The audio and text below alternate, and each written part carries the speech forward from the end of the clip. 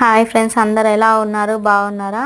అందరు బాగుండాలి, అందులో నేను ఉండాలని కోరుకుంటున్నాను. మనం ఎప్పుడైనా కూరగాయలు లేనప్పుడు ఏం చేయాలంటే కొంచెం నూనె పోసుకొని జీలకర్ర ఆవాలు వేసుకొని అల్లం వెల్లిగడ్డ పసుపు కరివేపాకు ఉప్పు వేసుకొని కలుపుకున్నాక అది వేగాలి. వేగిన తర్వాతకి కారం కూడా వేసుకోవాలి. కారం కూడా వేగిన తర్వాతకి పుదీనా వేసుకోవాలి.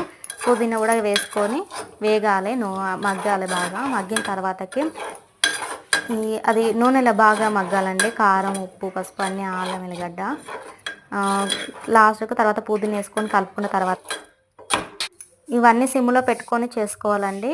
కొత్తిమీర వేసుకోవాలి. లాస్ట్కి కొత్తిమీర వేసుకొని సిమ్లోనే పెట్టుకొని బాగా వేగనివ్వాలండి నూనెలా. మనకి ఎప్పుడైనా ఇంట్లో కూరగాయలు లేనప్పుడు ఇది బాగా యూజ్ అవుతుందండి. వేడివేడి అన్నంలోకి లంచ్ బాక్స్లో కూడా బాగుంటుందండి. ఇది ఇట్లా బాగా మగ్గనివ్వాలండి. నూనెలో చిన్ననే పెట్టాలండి, పెద్దగా పెడితే మాడిపోతుంది. నూనెలో అన్నీ బాగా వేగనియాలి.